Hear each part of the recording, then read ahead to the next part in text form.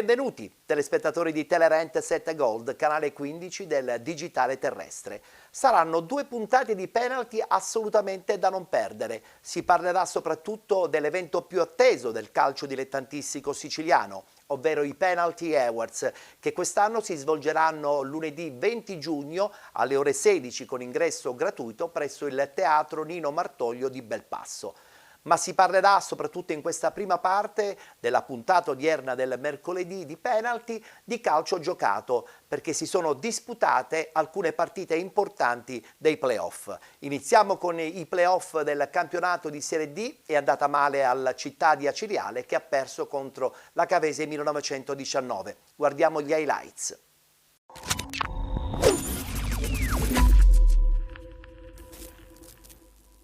Si comincia con la Cavese che ha dato il calcio di avvio del primo pallone. La Cavese riparte con Banegas che tira al limite per la possibilità di inserimento di Lodi che tenta il cross. Anatrella disturbato. Ecco D'Angelo, bellissima palla per Allegretti che va alla conclusione di prima. Parte il corner, colpo di testa e sulla linea di porta. Alla battuta del pallone Lodi, rincorsa media per il numero 10 del Acireale. Tira Lodi, palla che colpisce la traversa e poi esce. D'Angelo, largo in direzione di Baccio Terracino che la mette in mezzo. Parte il cross di Lodi, è fuori. Adesso calcio di punizione però.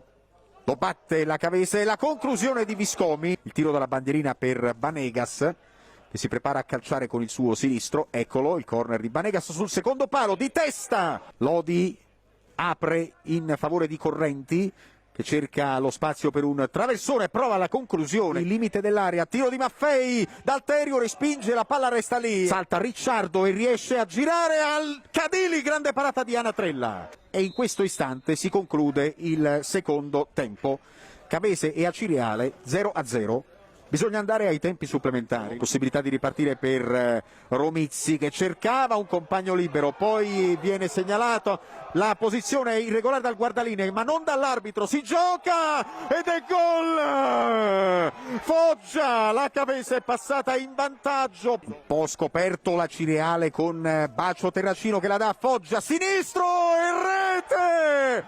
2-0, 2-0, la Cavese va al doppio vantaggio. Ale. Lomasto disturbato nel rilancio e finisce la partita. È finita la stagione di Cavese e Acireale con la Cavese che batte l'Acireale per 2-0 dopo i tempi supplementari.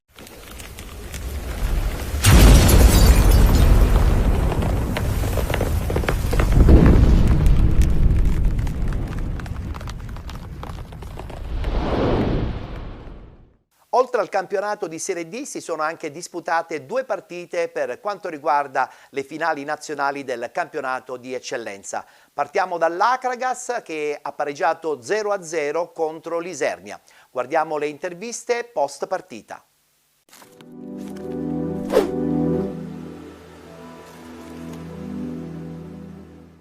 Con rammarico perché nonostante alcune fasi della gara dove abbiamo sofferto un po' il maggiore palleggio degli avversari e soprattutto una corsa migliore e funzionale da parte loro, le occasioni migliori le ha avute l'Agras, direi anche clamorose. Non ricordo onestamente una parata del mio portiere, e già sono numeri non concedere un tiro in porta o una parata del proprio portiere a una squadra che annovera giocatori come Panico, Negro, Petrone e poi tutto il resto. È chiaro che se doveva finire in pareggio meglio lo 0-0 senza subire gol. È chiaro che per la squadra fuori casa è un risultato un po' particolare. Noi siamo convinti che ci possiamo giocare la qualificazione nella gara di ritorno. Sono sereno, la squadra ha dato tutto, fino a 2 minuti alla fine ha rischiato di passare in vantaggio, quindi onestamente ho poco o nulla da dire ai ragazzi. Prima del break abbiamo un po' sofferto, non riuscivamo a prendere il loro centrocampista centrale Soria, poi negli ultimi 20 minuti ci siamo messi diversamente, abbiamo portato Prestia sulla tre quarti, ho giocato con una punta, una seconda punta, non abbiamo fatto giocare più i centrali difensivi e loro hanno cominciato a soffrire la nostra pressione. Poi nel secondo tempo ti ripeto che la partita è stata molto più equilibrata sotto il punto di vista proprio del palleggio. Abbiamo creato tanto, peccato per non avere portato la vittoria a casa, però ti ripeto, c'ho poco da dire alla squadra. Servirà una gara gagliarda, una gara coraggiosa, una gara spensierata e una finalissima. E sappiamo che possiamo giocarci la qualificazione alla finale reale, no? Quindi prepareremo la solita settimana con grande applicazione, grande concentrazione, la squadra deve stare serena. Sapevamo che non era facile vincere oggi, ci abbiamo provato fino alla fine, già è una grande cosa. Ai punti forse un po' meglio nel primo tempo, un po' meno meglio loro il secondo tempo. Penso che alla fine il risultato è giusto. È vero pure che il nostro portiere ha fatto un intervento importante sullo scadere, però insomma abbiamo giocato fuori casa, una squadra importante, al cospetto di un pubblico numeroso e oggi noi avevamo 7 under in campo, voglio dire. È stata una prestazione importante la nostra e questo fa ben sperare per la partita di ritorno, anche se non significa nulla, perché sono certo che anche al ritorno non sarà facile. Forse per questa partita e per l'Agragas forse ne avevo visti più del solito, per cui è una partita che temevo, ma soprattutto ci tenevo a fare bene, soprattutto dare ai ragazzi quell'esperienza e quella tranquillità di giocarsi partite importanti anche per chi vorrà poi coprire palcoscenici e campionati diversi. Devo dire che hanno risposto bene, l'abbiamo preparata veramente insomma, in tutti i minimi dettagli, fino a capire i giocatori con che piede calciavano, tutti i giocatori dell'Agragas, i panchinari, insomma l'avevamo preparata al meglio. Credo che hanno risposto bene i giocatori, abbiamo cercato di tamponare il più possibile, ma credo anche che il primo tempo si è visto un possesso palle importante. Ho visto che poi l'allenatore loro ha dovuto cambiare il modulo tattico per contenere il nostro player, e questo fa ben sperare, significa che ci siamo fatti rispettare. L'attenzione, credo che sono quelle partite che si possono sbloccare all'improvviso sia per l'una che per l'altra squadra, per cui bisogna stare attenti, e poi a volte il calcio è anche un pizzico di fortuna. Probabilmente oggi l'Agragas poteva chiudere la partita alla fine sull'1-0 o se il portiere non avesse fatto quell'intervento, oppure su quell'errore arbitrale dove è andato poi il tiro da loro a pochi passi dalla porta, dove hanno sbagliato. Quindi ecco, questo si potrebbe decidere anche così. Non credo che il fattore casalingo possa essere un motivo determinante per la vittoria, non è stato qui, figuratevi a Isernia, dove probabilmente ci saranno nemmeno un quinto dei tifosi che erano qui presenti, ma pure per densità di popolazione, non solo per attaccamento, per cui speriamo di convogliare in casa tifosi che possono dare qualche spinta in più a questi ragazzi e giocarcela a testa alta. Poi l'importante è non uscire con l'idea di essere stati mediocri, ma aver provato a vincere la partita. Sì, è stata la partita che ci aspettavamo, una squadra molto solida in difesa, molto fisica, ci hanno permesso di creare poche occasioni, alla fine il risultato 0-0 poteva finire anche 1-1, penso che il risultato è più giusto. Certo, ora già 50-50 era prima e 50-50 adesso, anche se comunque l'Agragas può anche pareggiare con un gol in casa nostra, però noi in casa abbiamo una marcia in più sul campo nostro, quindi speravamo di giocarcela proprio in casa questa qualificazione, quindi ora sta tutto nelle nostre mani. Queste partite purtroppo una o due occasioni che ti capitano le devi buttare dentro, se non la butti dentro poi rischi di perderla pure come stava succedendo, quindi però domenica speriamo di fare meglio.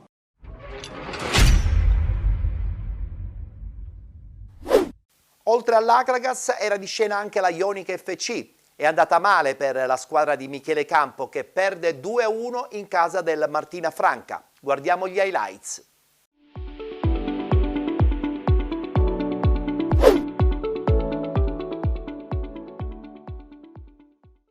Amici sportivi, ben ritrovati dallo stadio Tursi di Martina Franca. È un match che si gioca a 3 settimane dalla finale regionale, playoff potremmo definire, tra Martina e Barletta. Il Martina ha voglia di reagire, lo deve fare però seguendo un lungo cammino che parte quest'oggi dalla semifinale di andata dei playoff nazionali. Martina contro Ionica, squadra militante nel girone B siciliano.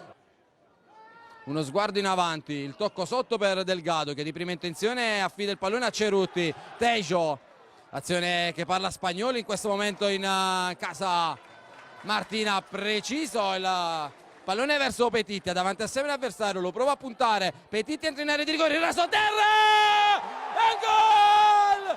Il gol di Tejo! Martina in vantaggio al 7° minuto e 1-0. Cambia dunque il parziale dopo 7 minuti, la rete di Tejo, ma che azione quella della Martina. C'è anche Tabares da quelle parti, ma la Plus va verso l'interno dell'area di rigore, il colpo di testa è uno schema, però posizione di fuorigioco, gol annullato. Subito rimesso il pallone in gioco, un po' impreparata la difesa del Martina e c'è il gol.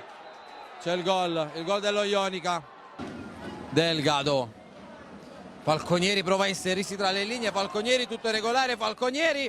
Poi il portiere in 2 tempi, Romano, intercetta l'azione, bella comunque da parte del Martina al minuto 30. Minuto 40 in questo momento. E Petitti, il cross, toccato il pallone che di un soffio sul tocco sotto porta di Aprile è uscito fuori, ma sarà calcio d'angolo, c'è stato l'ultimo tocco, aveva già urlato al gol tutto il Tursi. Intercetta Delgado, può provare la conclusione a sorpresa dalla distanza, l'avrà pensata anche, ma Cerutti verso Falconieri e no, posizione di offside, non era fuori gioco. Suo filtrante è intercettato da Laplace per Ortiz, Laplace entra in area di rigore, Laplace, pallone che esce fuori, brividi, lancio verso Petitti che può raggiungere il pallone, lo fa in questo momento, viene spintonato, calcio di rigore, il fallo di Martino su Petitti.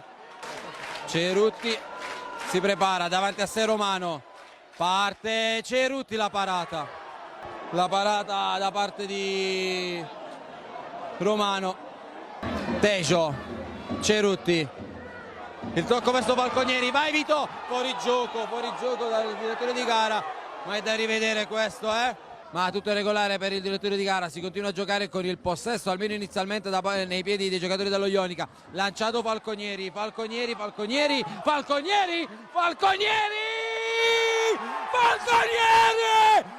che cosa hai fatto? Non hai mollato Vito, è come un falco, hai messo la palla in rete, sei arrivato prima di tutti, superando il portiere e facendo urlare di gioia tutto il Tursi al minuto 65. Cannito perde il contrasto, pallone sulla sinistra dove c'è Savuka, il suo cross allontanato da Aprile, pallone che resta al limite dell'area, superato un avversario, poi spara completamente alto. Bella questa azione, dai Cappellari, vai Cappellari! Mamma mia che brivido sul cross, Giorgetti scivolata, si stava per mettere la palla in rete, parte ancora direttamente verso la porta e poi la parata da parte del portiere sul secondo palo. Lancio in avanti, Tejo in sacrificio e arriva in questo momento il triplice fischio, il Martina fa suo il primo round, una partita sofferta, una partita difficile, ma un buon Martina porta a casa la vittoria per 2-1. Tra una settimana si ripeterà la sfida in terra siciliana, sicuramente ancora nulla è finito, la sarà una battaglia probabilmente ancora più dura. Noi vi ringraziamo per averci seguito, un saluto da parte di Donato Miccoli e un ringraziamento particolare a Domenico Ladogana per le riprese, le immagini e il montaggio di questa semifinale d'andata tra Martina e Ionica.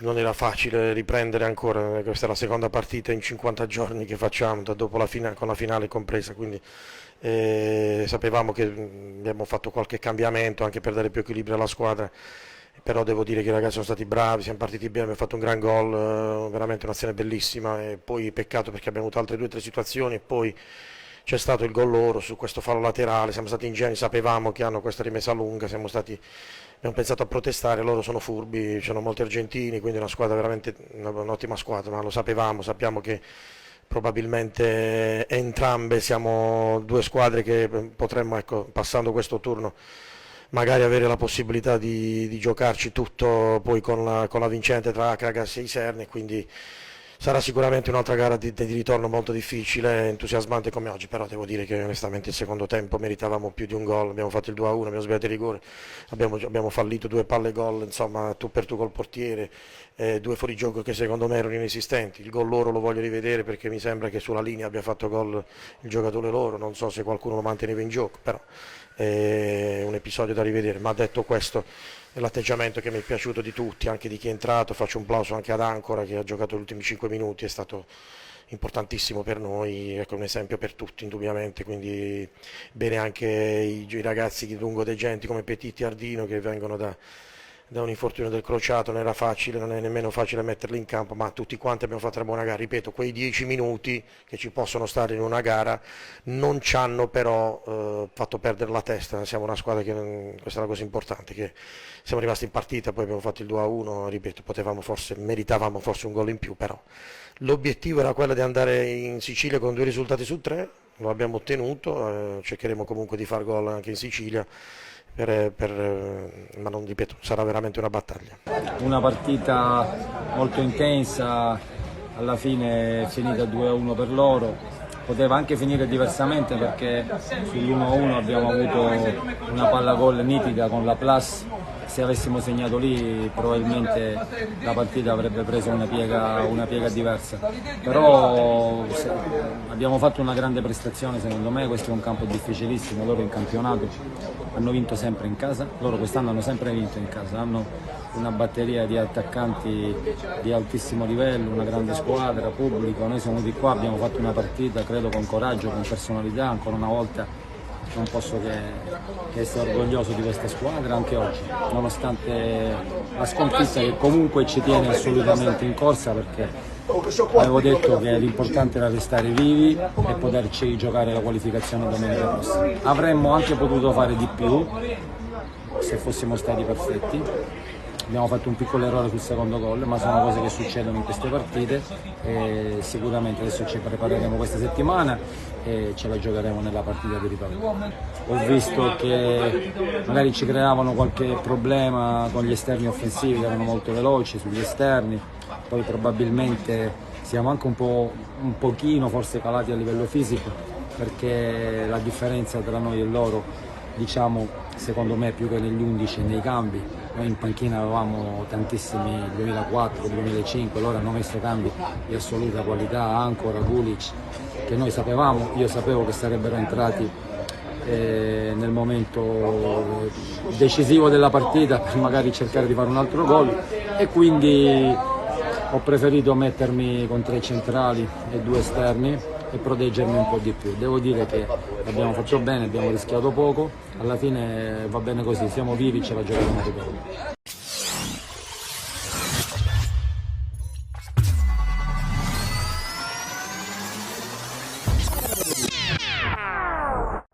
Tutto ancora aperto per quanto riguarda le 2 squadre siciliane, l'Akragas che domenica andrà a giocare nel difficile campo dell'Isernia ed è obbligata a vincere, così come è obbligata a vincere ma giocherà in casa la Ionica FC contro il Martina Franca. Voltiamo pagina perché si è giocata anche la semifinale della Coppa Sicilia riguardante il campionato di promozione. Era finita 2-0 per la Leonfortese la partita di andata, il Città di Comiso in casa vince 3-0, abbraccia a questo punto il campionato di eccellenza e giocherà la finale contro il Modica Calcio. Sconfitta indolore per la squadra della Leonfortese che aveva comunque già festeggiato proprio la settimana scorsa il passaggio al campionato di eccellenza. Guardiamoci proprio un servizio dei festeggiamenti. Caputa! Caputa! Caputa! Caputa! Caputa! 1-0! Giovanni Caputa! La Leonfortese è in eccellenza! 8 anni dopo! Nel mezzo c'è stata una ripartenza dalla prima categoria e la Leonfortese passo dopo passo, annata dopo annata, si è creato i presupposti per essere oggi in eccellenza. La Leonfortese ha fatto la storia, ci è riuscita, l'eccellenza sarà a Leonforte il prossimo anno, il massimo campionato regionale per la Leonfortese.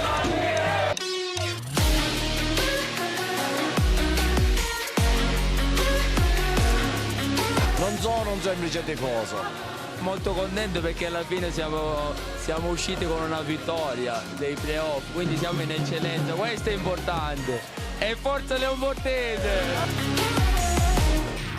Un sogno che all'inizio campionato era assolutamente irraggiungibile, oggi si è concretizzato. È stata un'esperienza indimenticabile che negli anni ricorderò. Siamo tutti contenti per l'obiettivo che abbiamo raggiunto, finalmente siamo in eccellenza dopo tutti i sacrifici di un anno. Sono troppo felice, penso come tutti.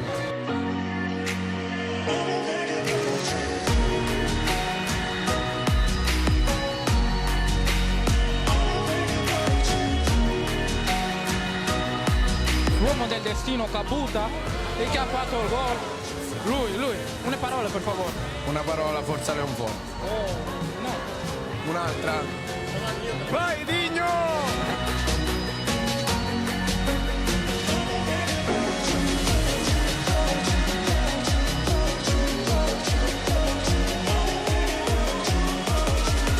È una cosa bellissima, soprattutto essere leonfortese, giocare per il proprio paese e quindi è bello che festeggiamo stasera tutti insieme.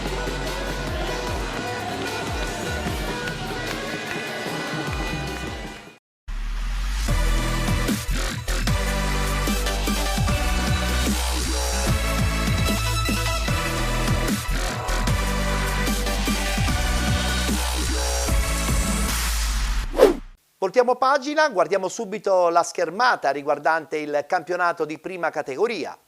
Si è giocata la prima partita per quanto riguarda gli spareggi promozione. Il Gemini Calcio vince contro il Sant'Alessio 3-2.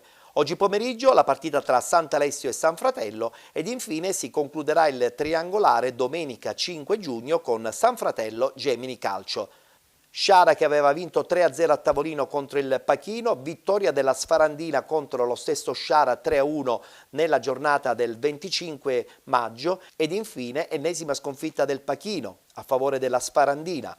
In virtù di questi risultati il Pachino retrocede in seconda categoria. È tempo di verdetti anche per quanto riguarda la Coppa Trinacria riguardante il campionato di prima categoria, eccola qua la schermata.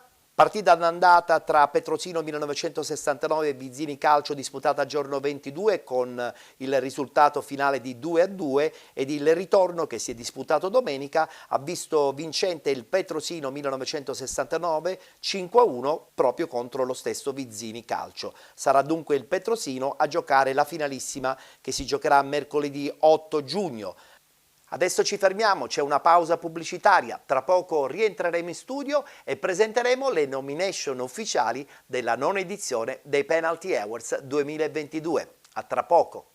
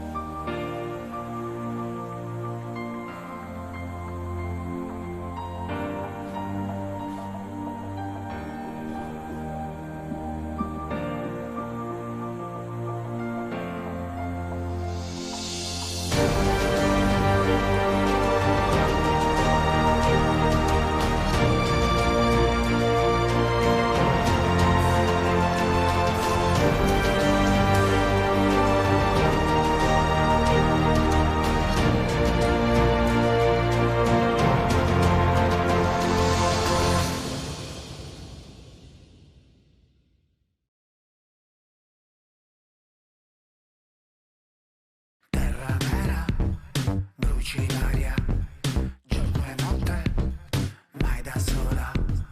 Quando arrivi fai rumore, come fuoco, sì, punti al cuore. Cosa voglio lo sai, cerco un sogno che c'è, e quel sogno sei tu. Solo con te, mi sento addosso quel profumo che hai solo tu, nel tuo sapore mi ci perdo. Solo con te, mi sento dentro un desiderio che hai solo tu, sei luce chiara in un deserto.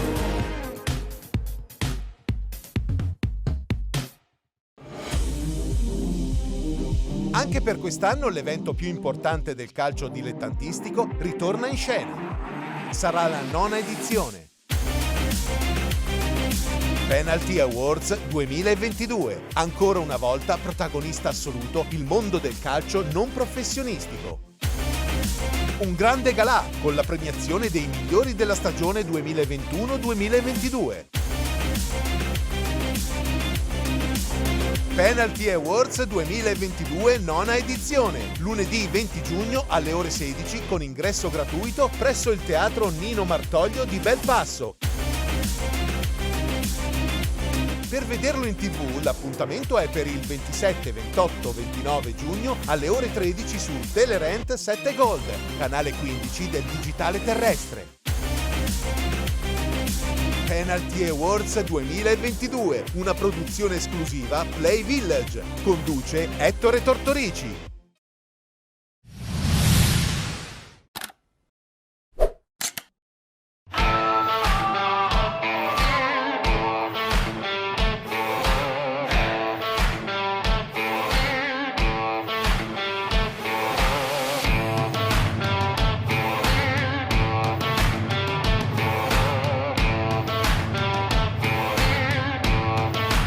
Penalty Awards 2022. Eccoci rientrati in studio e come avevo detto prima della pausa pubblicitaria, adesso in questa seconda parte della nostra trasmissione presenteremo ufficialmente le nomination di questa 9ª edizione dei Penalty Awards che si svolgerà quest'anno presso il Teatro Nino Martoglio lunedì 20 giugno alle ore 16 con ingresso gratuito. Partiamo subito con le nomination, lo facciamo con la nomination riguardante il miglior allenatore siciliano del campionato nazionale dilettanti Girone I.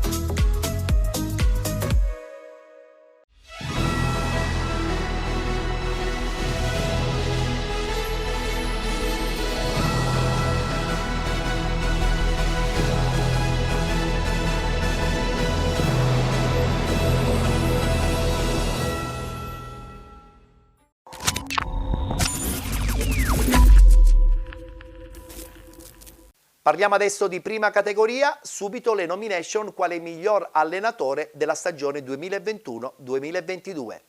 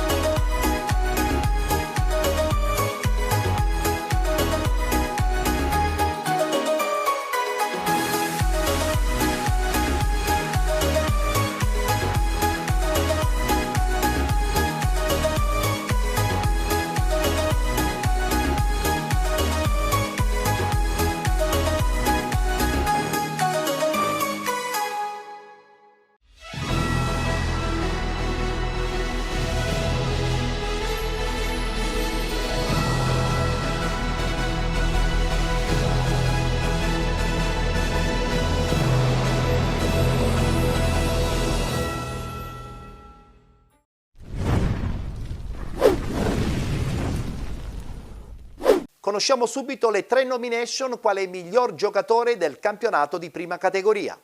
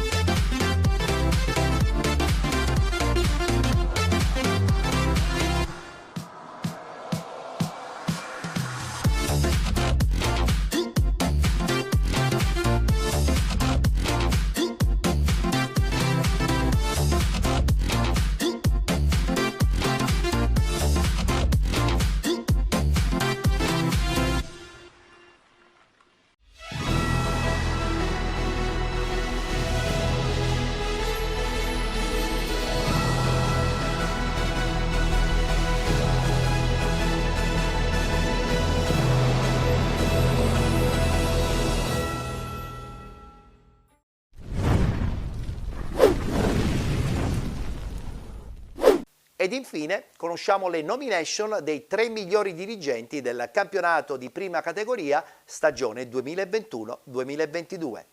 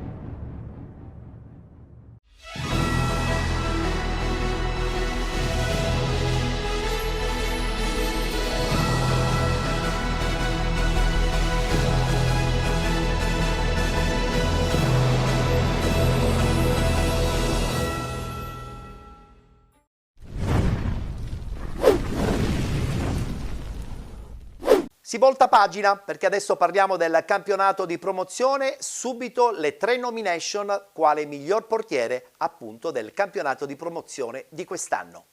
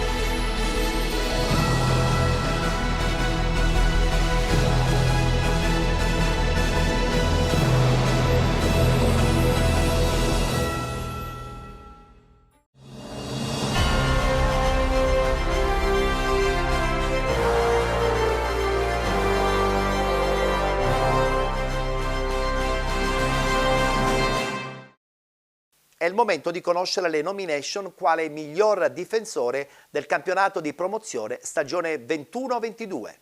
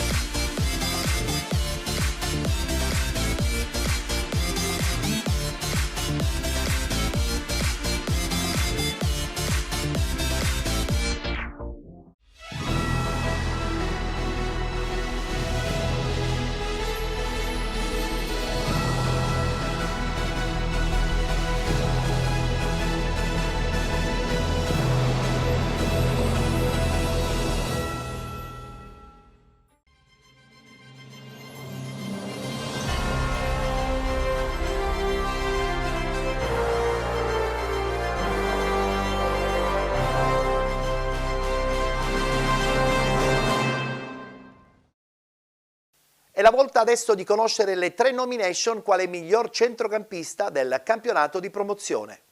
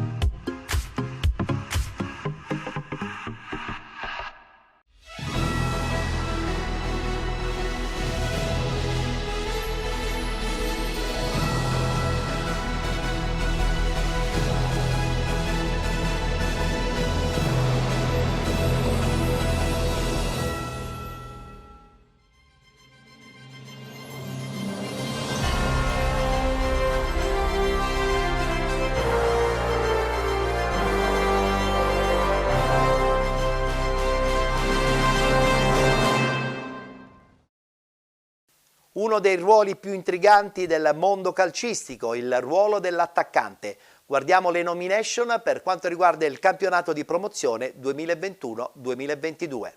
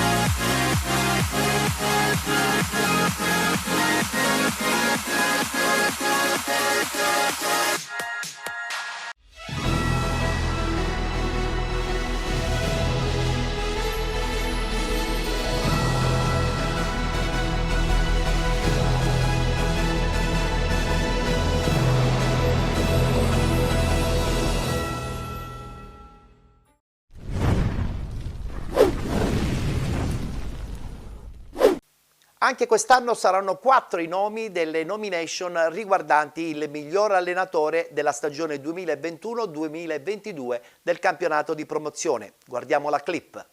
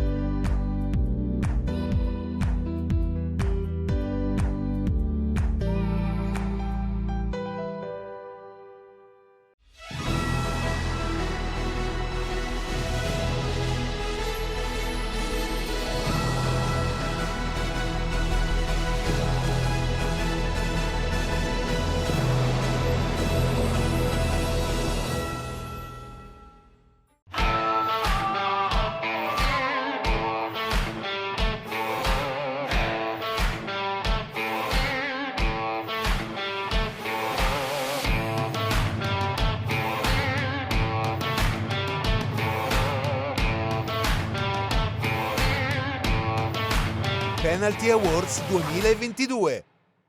Ed infine chiudiamo il campionato di promozione presentando le nomination quale miglior dirigente della stagione.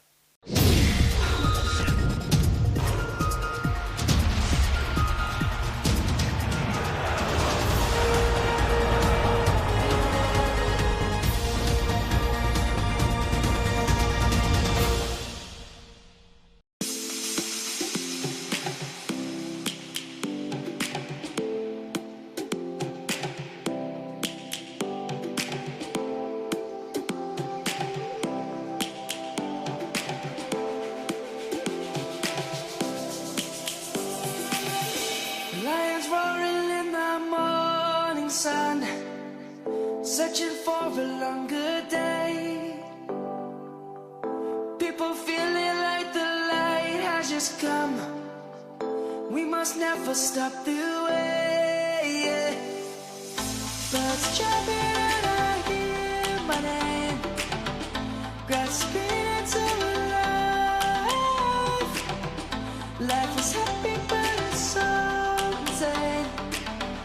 We must merely make a start. Savannah, I'm coming home. Savannah, we'll never be alone.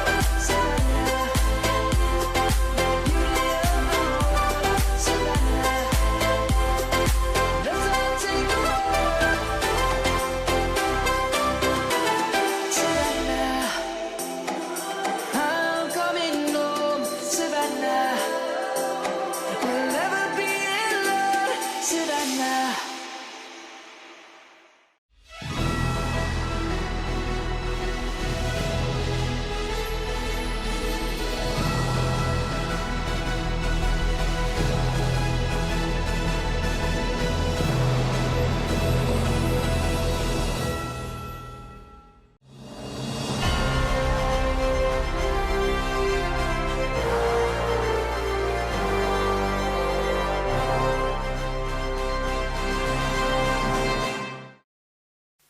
Abbiamo dunque completato il quadro del campionato di promozione, partiamo adesso con l'eccellenza, subito le nomination quale miglior portiere della stagione.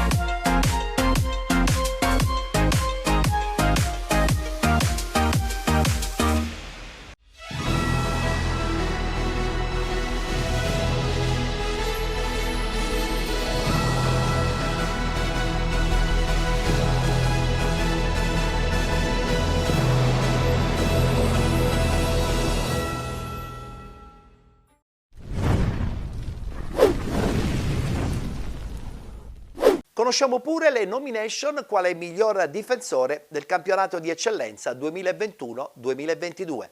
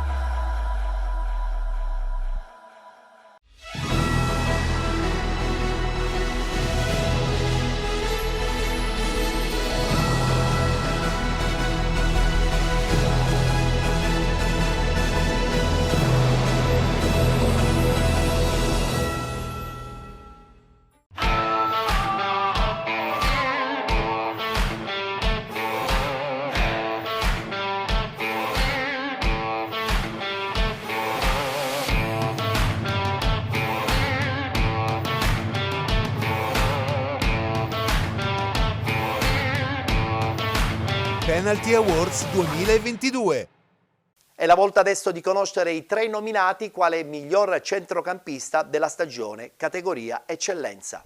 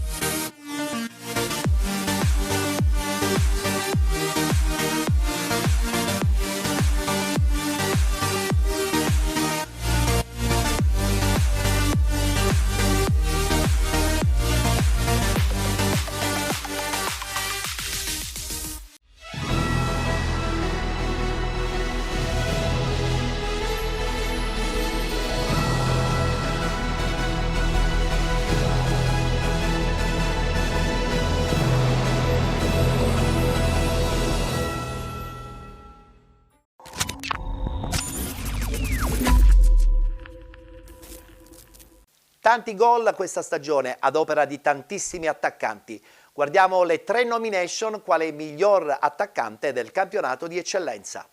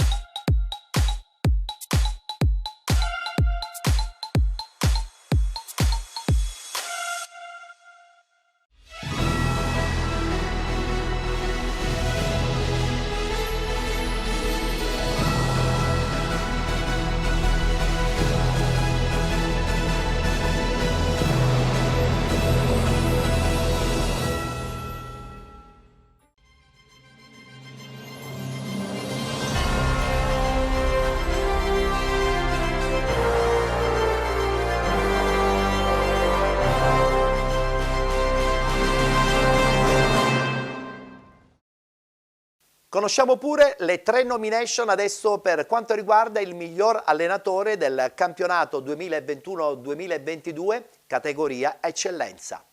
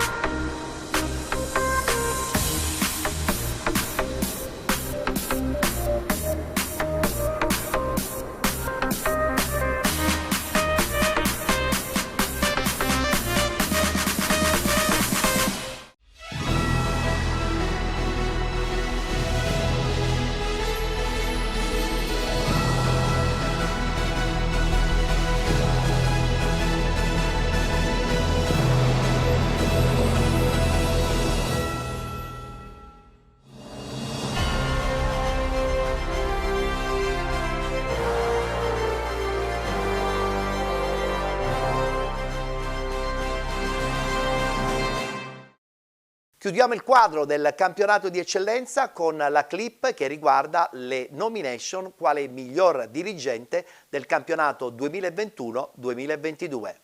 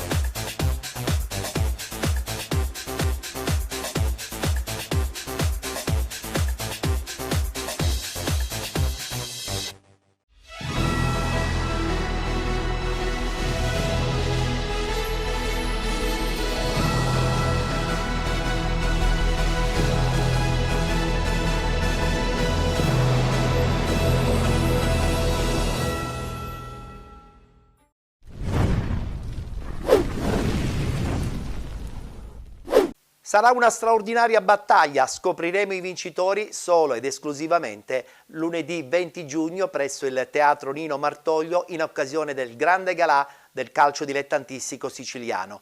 Chiaramente vi aspettiamo lunedì 20 giugno a partire dalle ore 16 con ingresso gratuito, vi ricordo ancora una volta, al Teatro Nino Martoglio di Belpasso. Abbiamo concluso qui la nostra puntata, vi diamo appuntamento a domani perché domani ritorneremo un po' indietro nel tempo rivisitando le vecchie edizioni dei Penalty Awards. Chiaramente non mancheranno di nuovo le visioni delle nomination. Grazie a tutti, appuntamento a domani. Anche per quest'anno l'evento più importante del calcio dilettantistico ritorna in scena. Sarà la 9ª edizione. Penalty Awards 2022. Ancora una volta protagonista assoluto il mondo del calcio non professionistico. Un grande galà con la premiazione dei migliori della stagione 2021-2022. Penalty Awards 2022 9ª edizione, lunedì 20 giugno alle ore 16 con ingresso gratuito presso il Teatro Nino Martoglio di Belpasso. Per vederlo in TV l'appuntamento è per il 27, 28, 29 giugno alle ore 13 su Telerent 7 Gold, canale 15 del digitale terrestre. Penalty Awards 2022, una produzione esclusiva Play Village. Conduce Ettore Tortorici.